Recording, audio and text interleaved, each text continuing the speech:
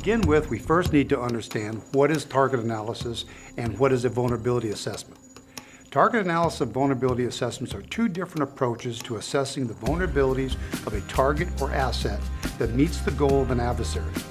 A target analysis is an offensive methodology used to identify a target based on a statement of requirement of an opposing force. That opposing force could be military, intelligence, criminal, terrorist, etc.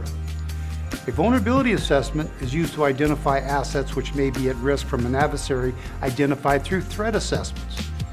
Target analysis and vulnerability assessments are done in parallel. You have to put yourself in the adversary's position before you can determine your asset's vulnerabilities. So what is the CARVER methodology? The CARVER methodology is widely used today by the Defense Department, the intelligence community, and the Department of Homeland Security.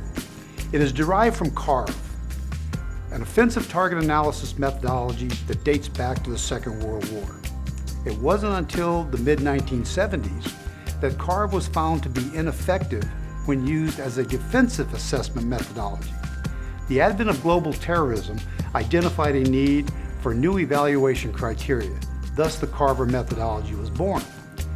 CARVER is based on 6 different criteria: criticality, single points of failure; accessibility, ease of access to the system; recoverability, the time and effort to recover system operation after an adverse event; vulnerability, the level of exposure to attack based on adversary capability; effect, scope and magnitude of adverse consequences that would result from malicious actions; and recognizability, the ability of an adversary to actually recognize a target as a target.